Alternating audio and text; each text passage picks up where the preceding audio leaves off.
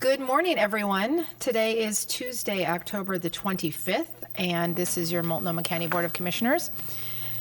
The health and safety of our community and our staff members are at the forefront of our minds as we continue to navigate county business in light of the COVID-19 pandemic. Today's meeting is a hybrid board meeting, which means that some presenters and guests will appear in person and some will appear virtually. For those who are appearing virtually, please remember to mute your mic when you're not speaking, and before you present, make sure that your mic is unmuted and your camera is on. Today's briefing is on housing affordability. And is Commissioner Ryan on the call already? Yes. Okay, great. So this morning we will welcome Portland City Commissioner Dan Ryan and representatives from the Portland Housing Bureau, Metro, and Echo Northwest to share with us the state of housing affordability, as well as actions taken in recent years to improve housing affordability. Thank you all for being here with us. I know that we all agree that keeping housing as affordable and accessible as possible is key to ensuring that everyone has a safe place to call home.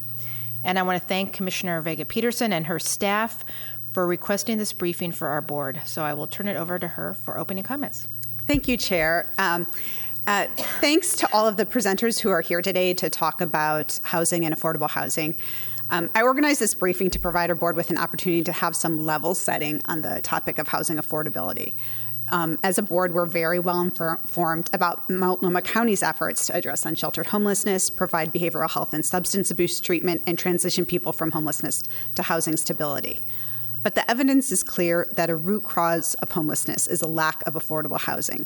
And as we work over the next several years to put the supportive housing services dollars to work to address homelessness, as we make investments in our behavioral health system, it was important to me that this board also be informed about the work being done to address the severe lack of affordable housing in our county, region, and state.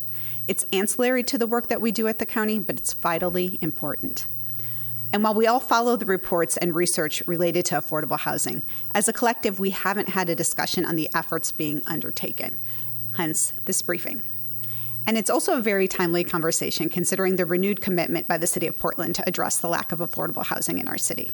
With the laudable goal of creating 20,000 more housing units by 2033, I wanted this board to have a sense of where we currently stand in housing needs and development. And because this is a complex topic with multiple jurisdictions at the local, regional, and state levels involved in setting policy and providing funding, today is a chance to hear about some work underway and that yet to come. So today we're going to focus on statewide, regional, and Portland-specific data and trends. We're lucky to have Lorelei Gunderson, President of Echo Northwest, who will be providing information on the state of housing development and affordability. She'll also be discussing housing from a statewide perspective, the housing currently under production, our unmet need and its impact on prices, and some of the policy discussions happening. After that, we'll be joined by Patricia Rojas, Emily Lieb, and the man whose name was not supposed to be mentioned in this room again, Liam Frost from Metro. They will provide us with an update on the pipeline of production from our regional housing bond, as well as on how we are integrating the resources from the Supportive Housing Services measure into our bond-funded projects. Lastly, we will be joined by Molly Rogers, Matthew Chibold, and Jill Chen from the Portland Housing Bureau, who will dig into some of the data regarding Portland specifically, including our unmet need and how that breaks down by income. They'll also share information on incentives, trends in permitting, and the outlook for subsidized development. And finally, they'll touch on some local policy actions that are being discussed to improve housing affordability. I am very grateful to all of our presenters for the work you've done to pull together this comprehensive presentation. And if there are any questions from the board that can't be answered today, we'll definitely take those down and follow up with you after this meeting. Now, I'm happy to say that Portland Commissioner Dan Ryan is here to say a few words to kick us off. I'll hand it over to Commissioner Ryan. Thank you, Commissioner Vega Peterson, and good morning, Chair Kafoury and the Multnomah County Commissioners. And thanks for bringing us all together this morning. The county and the city have a long partnership in housing our most vulnerable residents, providing on-ramps to housing for those living unsheltered, and supporting individuals and families with staying in their homes. We also have a long-standing partnership with coordinating our efforts to advocate for state policy changes that will meet our local and state housing needs. And today, I'm proud to have the Portland Housing Bureau staff here to share some of their great progress we've made with our local housing bonds, local land use policies, and updates we have made to our permitting processes to help expedite the building. With over 4,200 new units open or in production, we must accelerate the pace. We know that we need over 20,000 additional units to meet our community's needs. While the calendar year will close out with the highest production of new affordable housing units in the history of the Housing Bureau, we still have a long way to go. And 20,000 units seems aspirational today, but I really appreciate the entire City Council's support in aligning all bureaus to support the effort of this current resolution for the Housing Production Work Plan. As you all know, we must prioritize our efforts at every level of government to produce more housing supply, especially regulated, affordable units, workforce housing, and also just housing supply in general, including market rate housing. This has been the hope for almost 3 decades, and together we can finally turn the ship towards the results our city and our county needs and deserves. Thank you so much. I'll be listening as long as I can, and I really appreciate the leadership that brought all this together. Thank you. Thank you, Commissioner Ryan. Thanks so much for coming this morning. Appreciate your time. We're going to start off with Laura Lai from Econ Northwest. And Tasia, do you have the slide deck to put up? Thank you. All right. Hello, commissioners. Thank you very much for having me here today. This is a really important conversation, and I'm very happy to have the opportunity to ground the conversation a little bit in what's happening at the state level and some of the research that's been done specifically related to underproduction. So if you don't mind advancing forward a couple slides. One more. Thank you very much. So to help to set the stage for this, I'm going to give you a quick overview of where the state is sitting relative to underproduction and why we ought to care about that, and what the implications have been for affordability. And then I'm going to talk a little bit about the Oregon Housing Needs Analysis and some of the other statewide reforms that are coming forward in the 2023 session, just to help to get us all grounded in some of the larger conversations that are going on. Next slide. Starting with underproduction. One more. Thank you. So we've been doing analysis of underproduction nationally and have come up with methodologies to calculate the degree to which various housing markets have failed to produce sufficient total units, and have compared that across various states. And Oregon is performing quite poorly. We are the 4th worst in the United States for housing underproduction. What you're seeing here is our underproduction measured as a share of our total housing stock, so that we could get to a methodology to kind of normalize across various geographies. And an important point to make here is that, yes, it's a West Coast problem, but underproduction is a systemic national problem that's starting to creep into other markets. And in particular, we're seeing it in the Intermountain West, and in red states and in blue states, in states with varieties of different land use problems or systems and different kinds of markets. So underproduction is very much a systemic issue that Oregon is facing. Next slide. Why should we care about it is that it's very much tied to housing pricing. What you're seeing here across each of those dots is a metro area in the United States. We've highlighted some of the metro areas in Oregon for you. Across the horizontal axis, we're showing underproduction as a share of total housing stock, and then you're showing change in median home value on the vertical axis.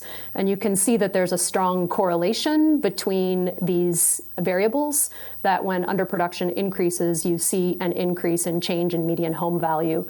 The explanatory power is pretty strong. I think you can explain about 25% of the relationship between change in median home value just by looking at underproduction.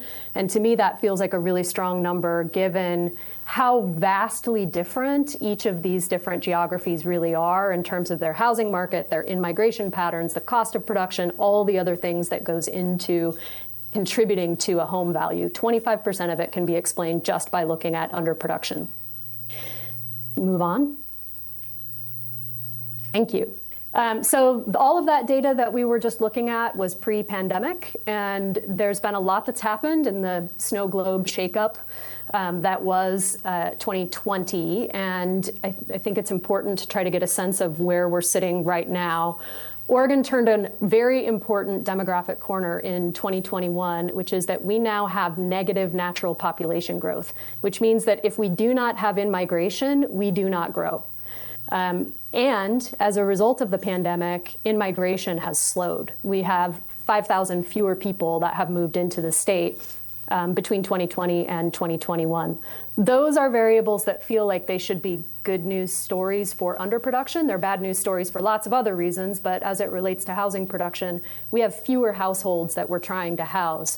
However, the pandemic also had an interesting effect on household formation. People who were roommates, folks who were just seeking more space, branched out and occupied new units. And so household formation increased at the same time. And as a result, even though in-migration slowed, we actually did see an increase in underproduction during this period of time because of the increase in household formation. The in-migration patterns looking forward remain pretty uncertain as a result of the major changes in remote work and migration patterns just in general from our return to a new normal after the pandemic. However, the state has revised its forward-looking projections to show positive in-migration going forward.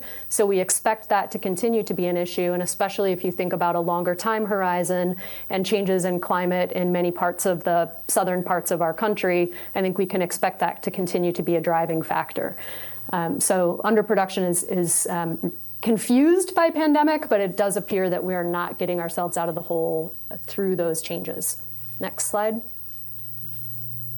I think it's interesting to look at this question of migration patterns at a more granular level than just the state. You can see the red is the change in natural increase. You can see Clackamas County there dipping below the line for natural increase, and then the blue is the residual net migration, and Multnomah County clearly had quite a bit of outmigration as a result of over the course of the last few years. So we're going to need to continue to pay attention to this trend at a more granular level, especially as we think about housing affordability. Next slide.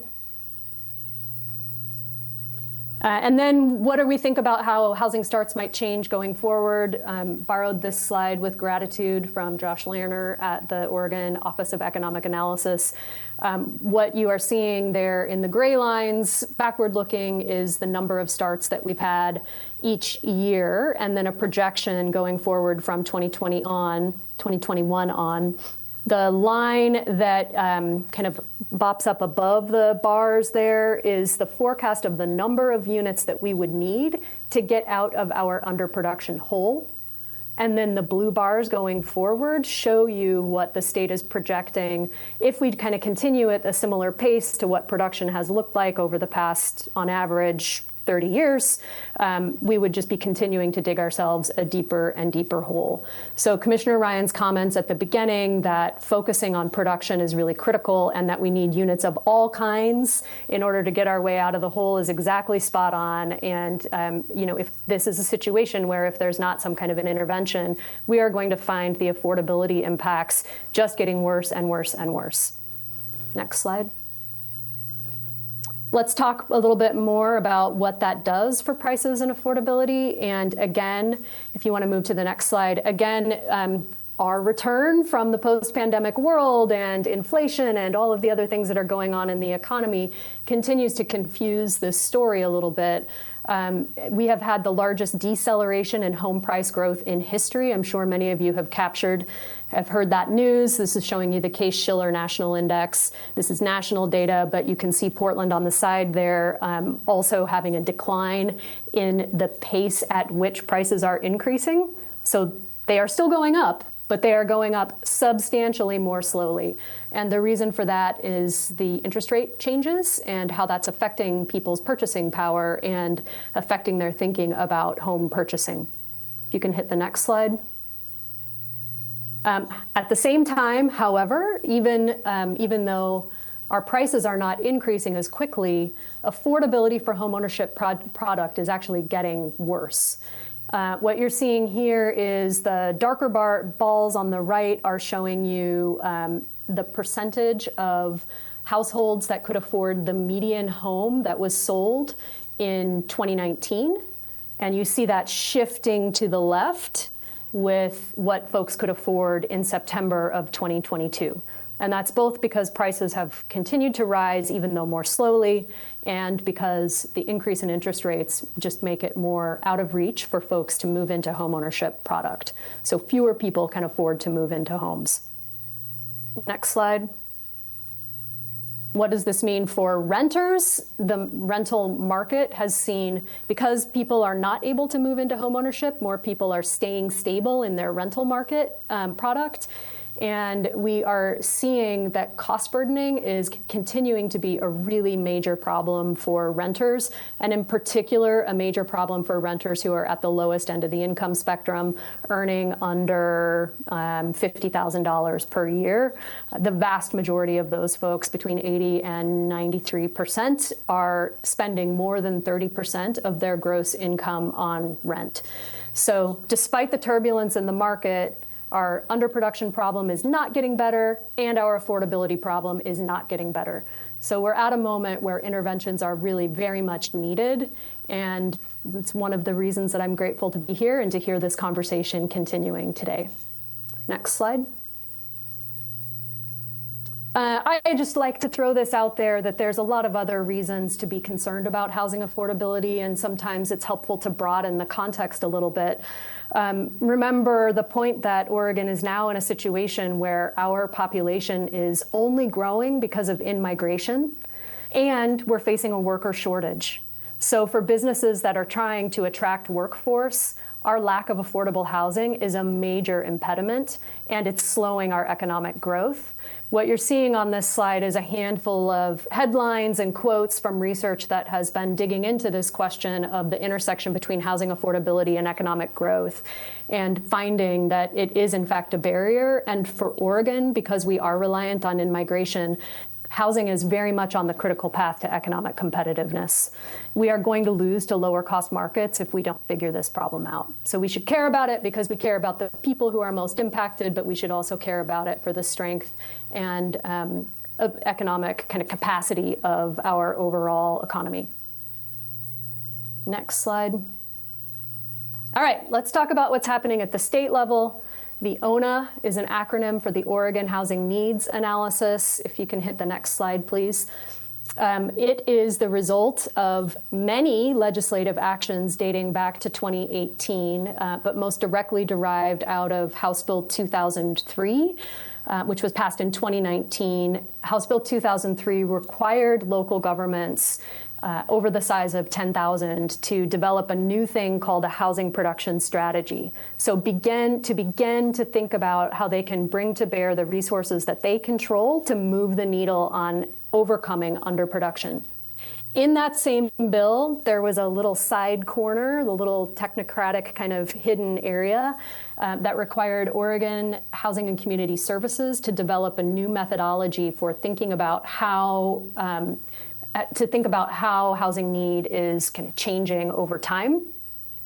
And importantly, it required that the housing need is thought about at the regional level instead of at the local level, that it look at housing need by income bin, and that it think about the allocation of units that are affordable across a region. So not just thinking about it within a city, but setting the stage for regional collaborations and regional conversations around the allocation of affordable housing around a regional market. If you can hit the next slide, please. We worked with Oregon Housing and Community Services at Echo Northwest to develop this methodology. It has 3 components to it. The first is a forward-looking projection of 20 years of need tied to expectations of population growth. The second is an estimate of underproduction, or the units that have not been produced to date in the region. And the third is units that are needed to address people who are experiencing homelessness, to house those folks. These, you're seeing on the right, a stacked bar chart that gets you to about 582,000 total units. That is the number of units that are needed statewide over 20 years. And about 24% of those are needed right now on the ground today, because they are either units that are underproduced or they are units that are needed to house people who are experiencing homelessness. Next slide.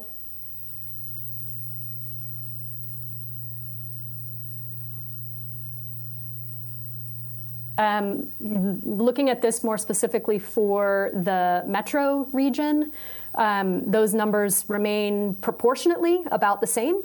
But you can see the numbers are, we need to hit about 294,000, nearly 300,000 total units over 20 years in the Portland metro area. Next slide. We also did this by income bin. And here you're seeing the regions that were included in the pilot methodology for the ONA. The same 583,000 units total down there in the bottom right-hand corner. But when you break it down by, oh, sorry, we're not on the income bin yet. My apologies. This is showing you what's needed to meet underproduction and what's needed to address homelessness. And then if you can hit the next slide, you'll see those income bins. Thank you. So by income bin, we've got about 29% that are of all of the units over the next 20 years that are needed to house people under 50% of median family income. It's really important to note that those units are not very likely to be built by the market, even in the best case scenario. So the implication here, when you start to think about this over time and at the scale of the state, is that money is going to be absolutely needed in order to move the needle on meeting affordability. Next slide. All right, let's talk a little bit more about what's happened in the past and what's happening next at the state level. If you can hit the next slide. This is great, and just we're already kind of very close to done. Thank you. Sorry. That's okay. I'll hit this very quickly. The big takeaway here is that the state has been paying a lot more attention to housing and has been moving through a lot more pieces of legislation that are aimed at production and aimed at kind of supporting people who are experiencing the worst impacts of the housing market in its current function. Next slide. The biggest thing that's coming up next is the kind of next step of the Oregon Housing Needs Analysis implementation. The Department of Land Conservation and OHCS are working together to bring forward a set of legislative recommendations that would use the new methodology and replace the local projection of housing need with the new methodology, would create production targets for each jurisdiction through their housing production strategies and ask them to think intentionally about what they can do to remove barriers and to think about how you can integrate fair housing into local land use planning. The recommendations also acknowledge that we need to make more systemic changes at the state level to implement a more comprehensive approach, and those include sustained funding, and that would be for capital A affordable production, as well as for unit types that are more often affordable to people in the middle income range. And then that we need to acknowledge that we don't have anybody who's responsible for this at the state level. We have a land use agency, we have an affordable housing finance agency. We don't have somebody who understands the full spectrum of housing production and what's needed to really implement a comprehensive solution set. And this one is my last slide, just a couple of big quick takeaways. Time, money, patience are going to be required to get through this. And we can now think about this over a longer time period because we have 20 years of data and start to think about it in phases. While we're underproduced, the only way out is through building more housing. And that's particularly important that we pay attention to affordable units and to housing for the middle income households, because those are the ones that are being the most squeezed by the underproduction challenges that we've got. And we do need to move forward with some of these larger structural changes that DLCD will be recommending. And while we're in that building focused period, we need to acknowledge that we need interim solution sets.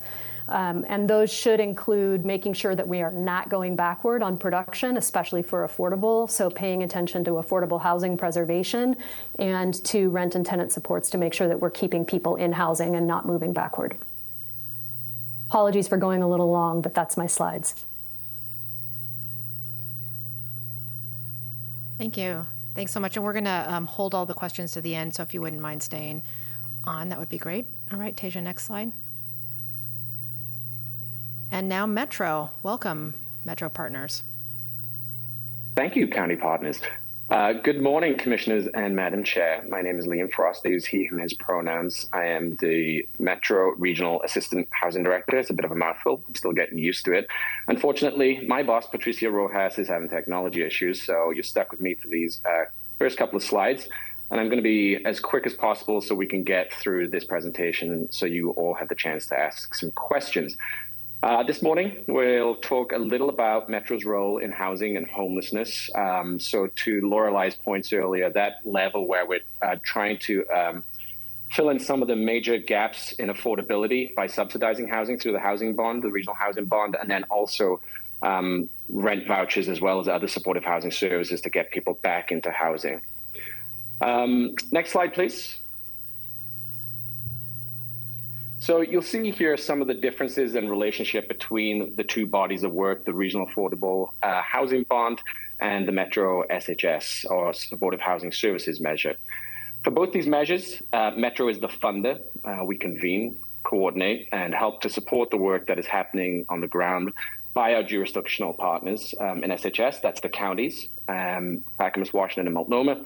And then with the Affordable Housing Bond, it's the counties plus cities and housing authorities.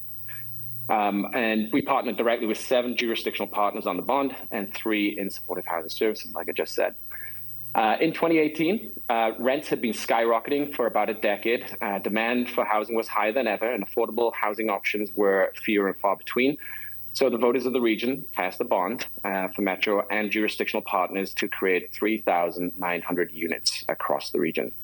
In 2020, similarly, the region was seeing an increasing number of folks experiencing homelessness, not just in the city of Portland, Multnomah County, but throughout the region. Voters understood that housing units alone could not end homelessness, so they passed the affordable housing measure that brings much needed homeless services to help people access housing and remain housed. In 2018, I'm skipping some major talking points here that my boss had prepared. I apologize, but I'm going to skip to my main point. So we're actually going to not dive into the SHS portion of our presentation so much today. Nui's going to cover a couple of slides, but there are 2 important points that I do want to get across around the SHS funding, and that is it is additive and it is flexible. By additive, I mean that it is not designed to be the entire budget for each county to help address homelessness in each county geographic area. For example, in Multnomah County last year, SHS was used to house, I think, around 1,200 folks directly from homelessness. But that was part of a larger effort to house, 4,500 folks directly from homelessness. So SHS allows each county to maximize the work that's already happening to end people's homelessness permanently. In addition, it is flexible, and by that I mean traditionally when our collective efforts have wanted to house folks permanently, the typical way to do that was through a Section 8 voucher, a federal Section 8 voucher. And you may have read some news reports last week that it takes about 5 years on a waiting list to get one of those vouchers. I think on average, at least in Multnomah County, the vouchers through SHS, the Regional Long-Term Rent Assistance vouchers, take on average about 2 months or 6 to 8 weeks. So with that, I'm actually going to ask Emily Lieb to give you a brief overview of the housing bond. Thank you for tolerating me this morning. Good morning. I'm Emily Lieb. I use she, her pronouns, and I'm the Affordable Housing Bond Program Manager at Metro. And if you could jump to the just to quickly ground you in the guiding principles for the Affordable Housing Bond, these principles were informed through robust stakeholder engagement in 2018, operationalized in partnership with our jurisdictional partners, stakeholders, and housing providers and practitioners. First and foremost, leading with racial equity, all of the local implementation plans for the housing bond were informed through robust community engagement that prioritized the voices of those who've been disproportionately impacted by the inequities in our housing market. Second, creating opportunities for those in need. As you just saw on the last slide, the program includes specific goals for reaching households with very low incomes and families in need of larger units, as well as commitments to address barriers that those groups may face in accessing affordable housing. Third, creating opportunity throughout the region. There are specific goals at the regional scale and also in the local plans around geographic distribution and where housing is located. And then finally, ensuring long-term benefits and good use of public dollars. This is about fiscal stewardship, community oversight, and ongoing work to ensure coordination and alignment with the other sources of leveraged funding across the portfolio. Similar to the SHS program, the Affordable Housing Bond is intended to provide an additional flexible local source of gap funding that can be layered with other federal and local resources. So looking for coordination and alignment across those resources. Next slide, please. This is our production dashboard. As of September, we have 34 projects in our current affordable housing bond pipeline, which represent 3,244 new affordable homes that are on the road to production. That includes over 1,400 homes that are under construction currently, and over 500 that are complete and in the process of accepting residents. Over 1,200 units in our pipeline will be affordable to, in our current pipeline, will be affordable to households with incomes at or below 30% of median income, which is about $22,000 for a single person household or $32,000 for a household of four. And that puts us 78% of the way toward the program's goal of creating 1,600 deeply affordable homes. Over 1,600 homes in this current pipeline have 2 or more bedrooms, which puts us 86% of the way toward our family size unit goal. In total, this pipeline puts the region over 80% of the way toward our total unit production goal of 3,900 new homes, while using approximately 56% of the funding. And we are tracking ahead on unit production relative to resources, and that is the result of our partners moving quickly to deploy funds and avoiding some of the impacts of cost escalation that we had always anticipated, but not to the extent that I think we've seen in the last year. So moving forward, we do expect higher per unit subsidy needed due to the impacts of cost escalation, rising interest rates, and new constraints in the availability of private activity bonds, which I'll touch on briefly later in the presentation. All said, we are still in a very good position to exceed the goals of this program and meet the timeline commitments. We're expecting that all of the funds will be fully committed to projects by 2024, and the final projects will be breaking ground by 2026. And one final point here, the Metro bond subsidy represents about a fourth of the funding across the development portfolio. So in total, we're looking at about a $2.5 billion investment portfolio. And one additional point that's worth keeping in mind is that the bond program set a minimum goal that 20% of construction contracts would be awarded to state certified minority women and emerging small businesses. And that goal is even higher in the city of Portland. Next slide, please. We're making good progress toward the goal of distributing investments across the region. As you can see, dots all over this map, and we have an updated map on the Metro website with interactive project information for each of the projects. But some key metrics here, 38% of homes are located in locations with a lower per capita rate of regulated affordable housing. Creating, expanding housing access in communities that have historically lacked affordable housing opportunity. 74% of homes are within a quarter mile of frequent service bus or a half mile of MAX. Next slide, please. So highlighting a few media stories from some of our first affordable housing projects to open last year, Rockwood Village in Gresham and the Marianne in Beaverton. Both got a lot of attention, positive attention in the press, and there have been many more openings since then and many more to come. And next slide.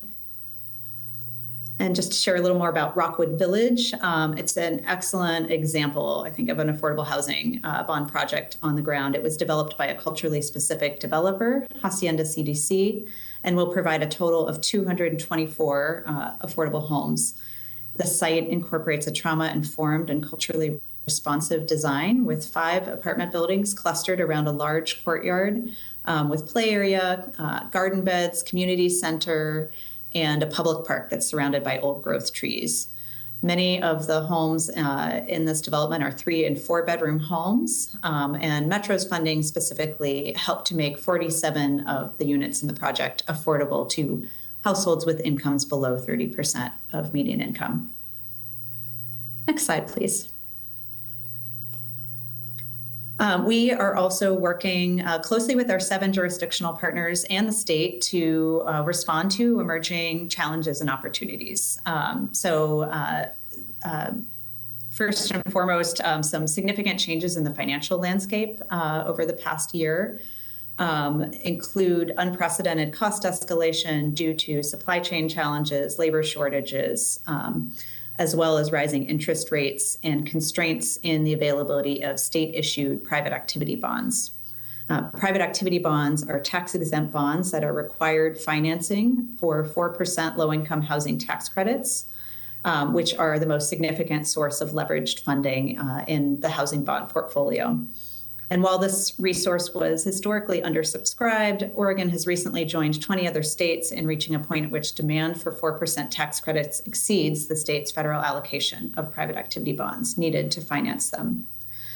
These constraints in PAB availability could create delays for some of the projects in our pipeline, which could impact costs due to the rapid cost escalation that we're seeing. So Metro has been working with a coalition of partners to advocate for federal policy solutions that would address the cap, as well as working with state and local partners to ensure that limited resources are prioritized for projects with local voter-approved funding and those that are serving the most vulnerable and households. Hey, Emily, we're cutting short on our time. Oh, great. So if you could, okay, thanks. I'll speed it up. Climate. Metro took action last summer in response to the deadly heat wave of June of last summer to adopt policy guidance, urging all projects to incorporate in-unit air conditioning and allocating $8 million of previously unallocated interest earnings toward air conditioning upgrades across the portfolio. And finally, we'll talk more later in the presentation about ongoing work to support integration with our supportive housing services funding to look at ways to braid those resources together throughout the portfolio. And in addition, Metro has been actively engaging with the 3 counties and exploring potential to direct $20 million in interest earnings toward PSH investments, permanent supportive housing investments, with a priority for strategies that would rapidly bring new PSH online, such as acquisition-based models. Next slide. So just to kind of wrap things up on the production side, what's ahead? By the end of this year, we expect 837 homes will be complete. And again, even with those potential delays to the private activity bond pipeline, we expect that all of the funding will be committed by 2024. All the final projects will be breaking ground by 2026. And so just to be clear, what that means is that there will not be housing bond funding solicitations going out beyond 2024 for this program. All of those funds will be committed by the end of 2024. And I will pass it over to Nui. Thanks, Emily. I know we're running short on time, so if we could skip, please, to data charts. I think it's slide 39. We can start there. Good morning, everyone. Though first, my name is Nui Vazer, she, her pronouns. I'm an SHS manager, stands for Supportive Housing Services Manager at Metro. Nope, go back, please. Maybe I had the number of the slide wrong. Back a couple more. There we go. We'll just start here. We wanted to at least share some data on the supportive housing services measure. So you heard already from Liam that voters passed a measure in 2020. Really, this was about services and rent assistance. We know that those have historically been underfunded or came with very tight restrictions, and this measure really provides that key, which is that flexibility to serve 5,000 chronically homeless households and 10,000 households at either who are homeless or at risk of experiencing homelessness. So this is data, and I'll just say it's preliminary data for this first program year. Counties will be submitting their annual reports on October 31st, which will include more finalized data, but this is pretty close. This is data from the fourth quarter progress report.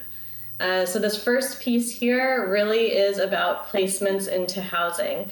We are working together to expand systems of care in each county, but also build a regional system that can ramp up placements into housing. So we did see counties get pretty close to their first year goals. We have a long way to go, though, over the 10-year lifespan of this measure. We can move on to the next slide, please.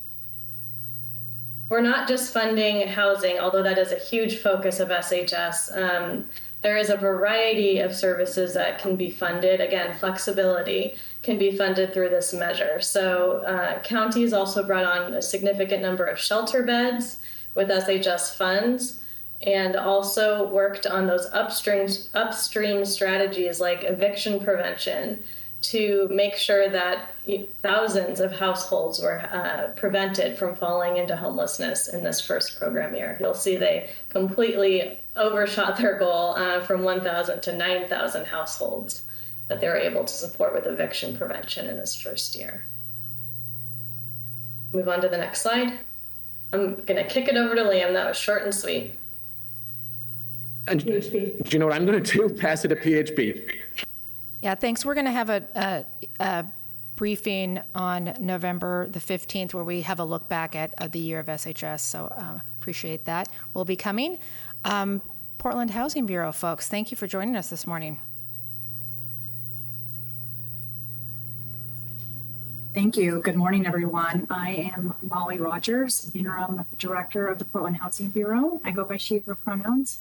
I'm joined here today with Jill Chen, our Housing Portfolio and Preservation Manager. Next slide. I'll try to keep things on a crisp pace here. This is an overview of the core programs of PHB. We have programs, policies, and subsidies that support the production and preservation of affordable housing. We support those bringing homeownership opportunities. We support Portlanders in their homes and prevent displacement. And we work in collaboration with the county on ending homelessness. Next slide. We're going to go through a few slides. I could share a little bit of some demographics. Laura I already kind of covered some of these. Next slide. But just to bring home some points here, in Portland, 47% of households are renters and 53% are homeowners. And while this may seem like an even split, renters and homeowners look very differently by income and race. As shown in the graph, the majority of Portland's 147,000 homeowners earn more than $100,000 per year, while the majority of Portland's renters earn roughly half that, less than $50,000 a year. So Portland's renter and homeowner households, they also diverge in race as well, with 53% of white households renting homes in Portland, while 70% of Black households, 61% of Indigenous households, and over half of other communities of color rent their homes. Next slide. The differences in Portland's homeowner and renter households by income and race are again illustrated on this graph of median income. And just to get oriented with the table, the numbers on the top axis are bands of income, and the numbers on the side represent the number of households that are in those bands of income. But we differentiate here between homeowners and renters. So if you put them together, you see how the proportion of renters and homeowners play out depending on how much income you earn. So while Portland's overall median income is $73,159, the median income for homeowners is $103,317, and for renters, it's half that at $49,643. And then, of course, household income differs sharply by race as well, with white households earning median income of $79,561, and Black households earning less than half that amount at $36,101. Next slide. The affordability of Portland varies greatly depending on which community and community of color you belong to. This stark contrast in the household income by race and housing tenure is evidenced in these series of maps showing where different communities can afford a 2-bedroom apartment. Affordability here is determined by whether or not the average rent for a 2-bedroom in that particular neighborhood exceeds the 30% of median income for the given household type. So as you can see here, by this metric, the average Black household cannot afford to rent a 2-bedroom apartment in any neighborhood in the city. The average Native American household can only afford 4 neighborhoods in East Portland. Even the average white household finds 8 neighborhoods, most of which are in the central city, that are out of reach.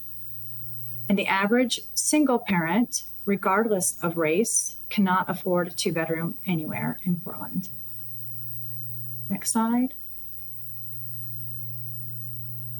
We're going to go through some slides about our housing stock. Next slide, most of which really reinforces Lorelei's analysis of our undersupply. We do have a history of having we'll look at permitting and production of affordable or of housing over the past decade. Of course, as we look at in-migration, we look at population growth, we've added over almost 69,000 residents between 2010 and 2022. And this steady pace has meant that we need a housing supply that can meet the housing needs so that it doesn't cost burden them. Multifamily is by far the type of housing that gets developed in greater proportion. And of course, you see here a little bit of a spike in 2017. And as Lorelei already mentioned, that is when the Portland Housing Bureau, the city of Portland, adopted the inclusionary housing policy, which saw a rush of developers of bringing in their permit application prior to that effective date, which saw that big intake. We do see some recent trends, however, recently that shows that there's some hope that we are coming back to pre-pandemic levels. Next slide. Portland overall has an estimated affordable housing deficit of 25,000 homes. This is based on the number of low-income renter households that are extremely cost burdened. That's defined as paying more than half of your income towards rent. This slide also shows the bands of what your income, the cost burden looks like by band of income of those paying more than 30% of their income towards rent. And as you can see, the greatest need, of course, is in the 0 to 30% area median income. And as our pipeline is currently showing 4,200 new units of affordable housing planning to be opened in the next few years. So we're seeking the need for another 20,000 units in Portland. Next slide. Go through some of our production tools that we use. One of the prominent tools that we work very closely with Multnomah County is through our development incentives programs.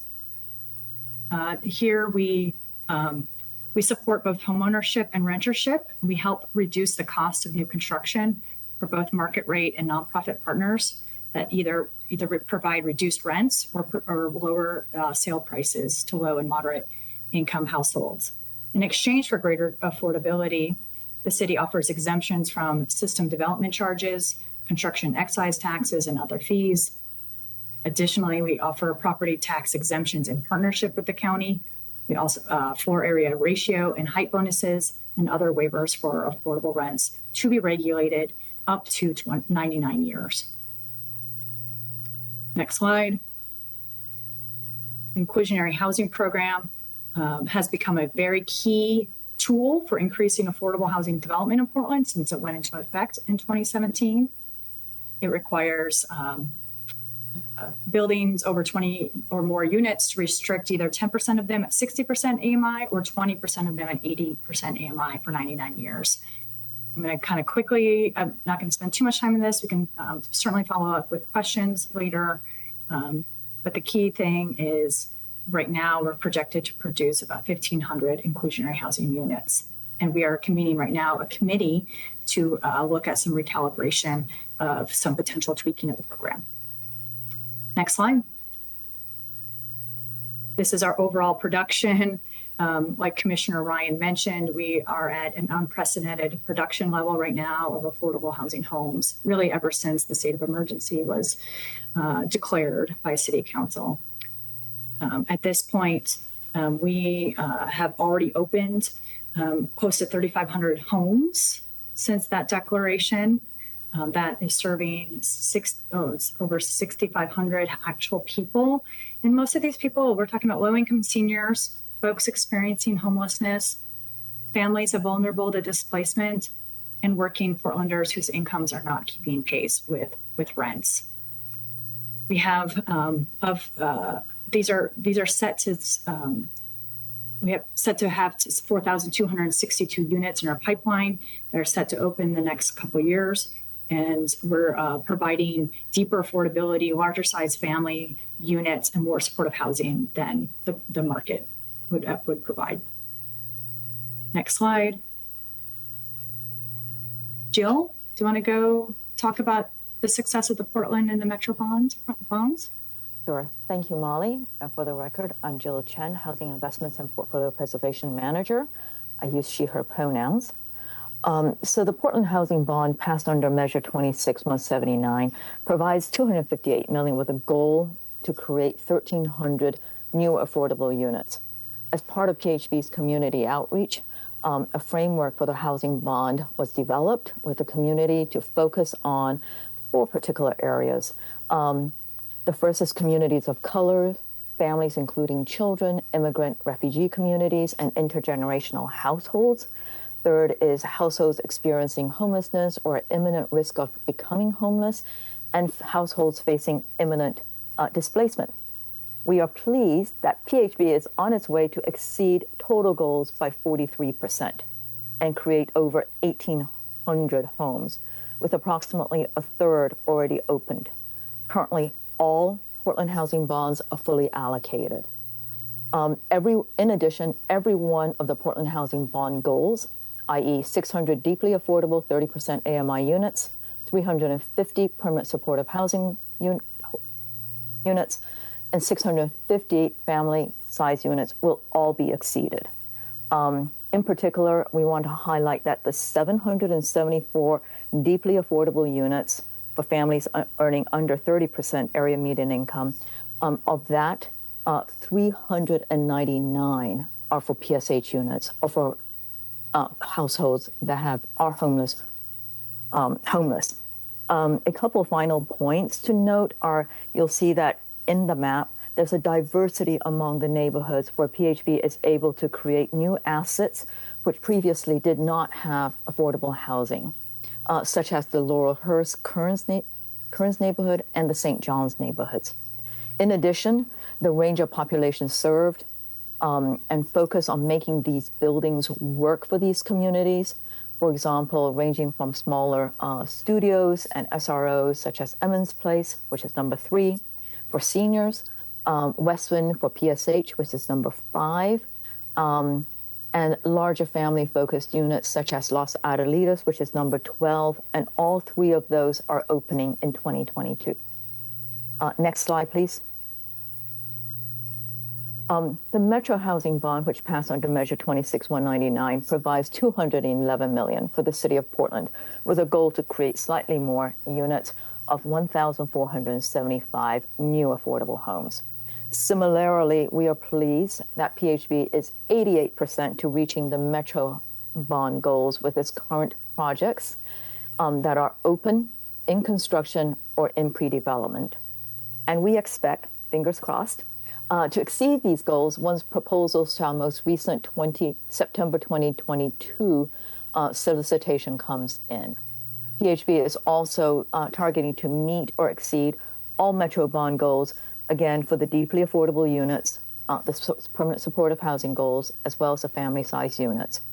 And like the Portland housing bonds, similarly, you'll see that there's a spread of affordable housing assets among our neighborhoods, as well as the range of populations served.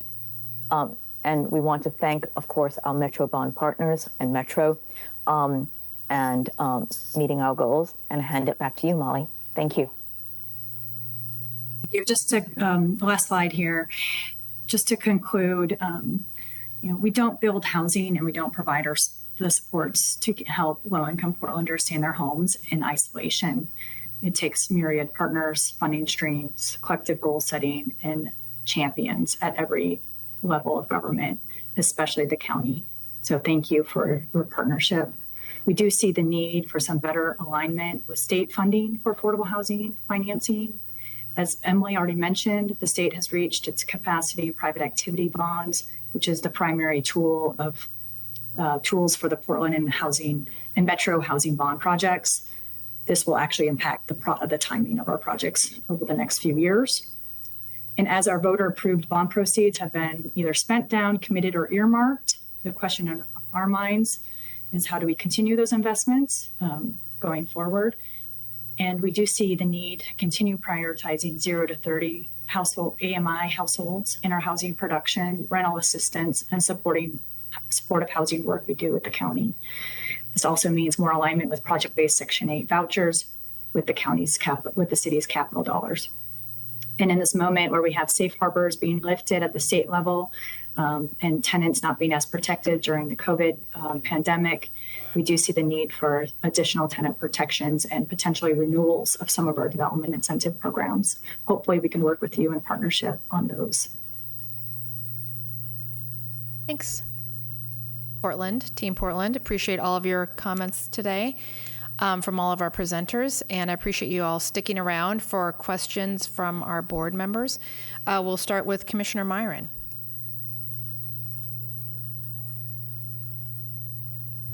Thank you. Thank you, Chair, and all the presenters here today. That is a lot of information from a lot of different sources with a lot of moving parts, and clearly a lot of coordination that is needed. And I will probably need a little bit of time to formulate a number of specific questions. I have a lot, but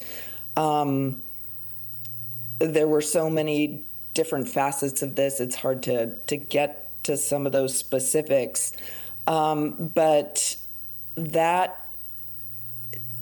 some of what I'm having trouble sort of putting together from the presentation is that there have been different uses, for example, of the word homelessness. I'm not sure even how that's defined by the various presenters.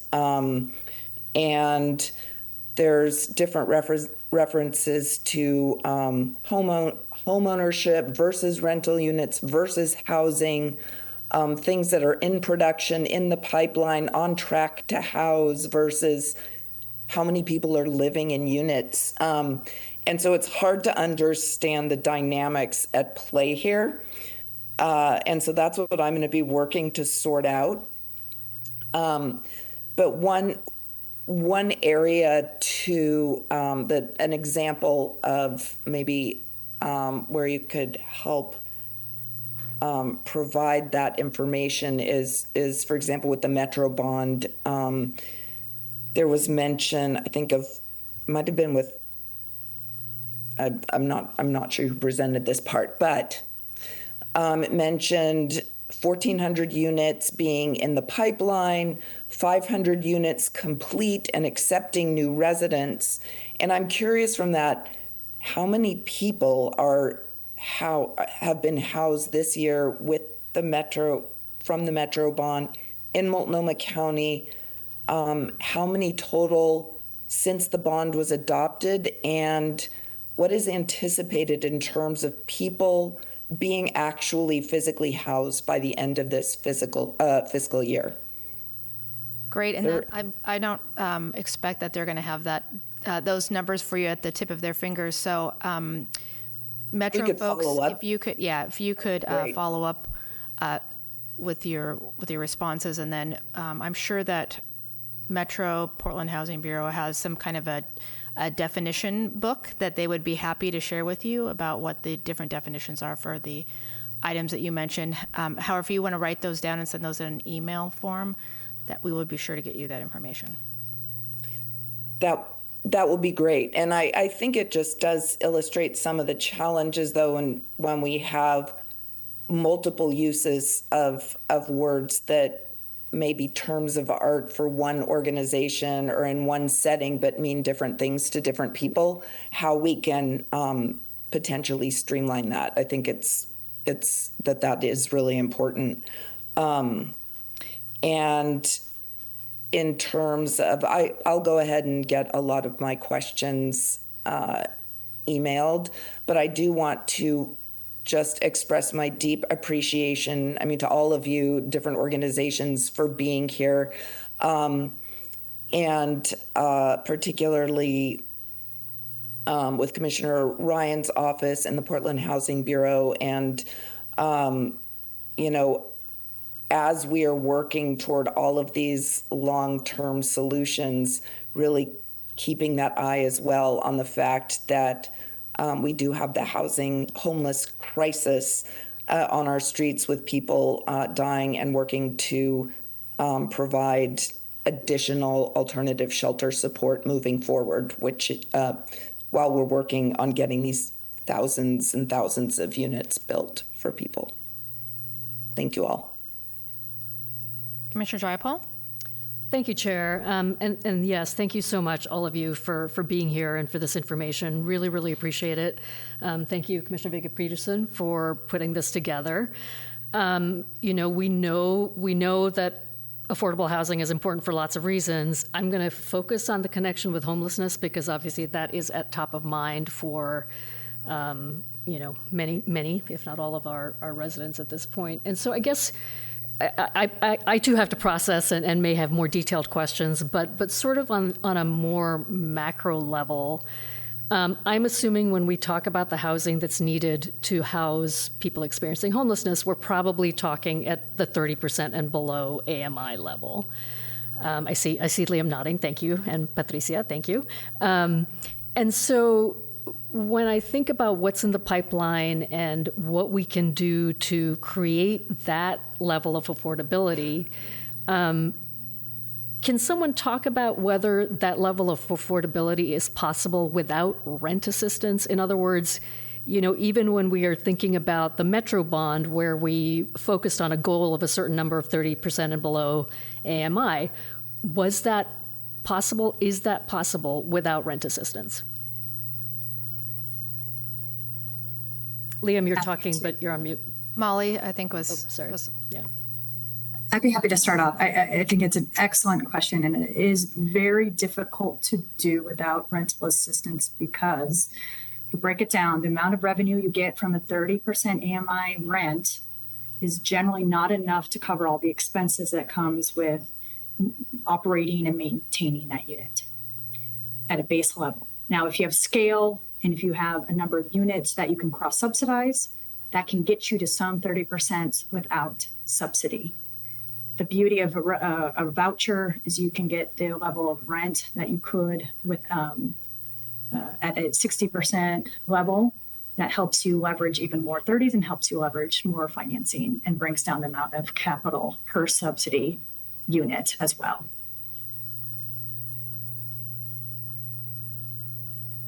Thank you. I just paused for a second because I wasn't sure whether someone else wanted to add to that. But thank you. I don't think folks understand that. Generally, it took me a while to understand that. And I think it's really important in terms of pointing us towards policy and investment decisions about what it takes to create the kind of housing that we need to address homelessness. Not all of the rest of the stuff, but to address homelessness. And then a couple of other questions around, again, that connection with addressing homelessness.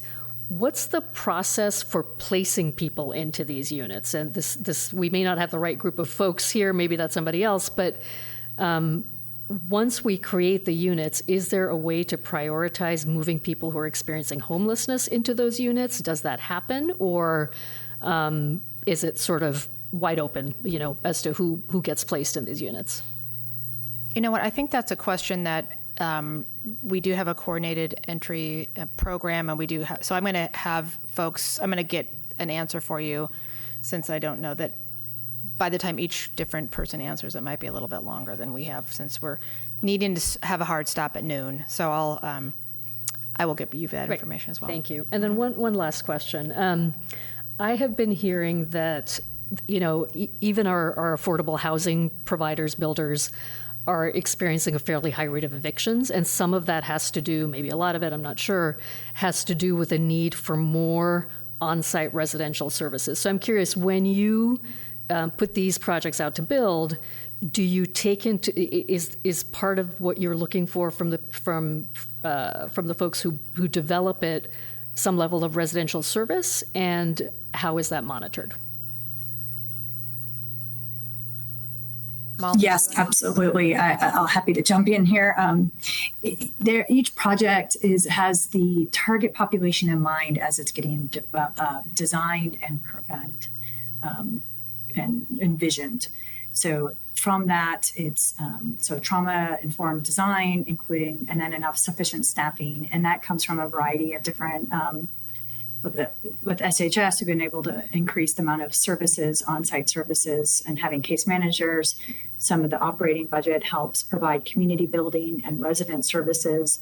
One thing that we have seen an uptick in is the amount of private security that has had that a lot of projects have had to cover out of their own operating budgets, and then of course with staffing shortages, seeing a lot more turnover in staff and having coverage problems that way.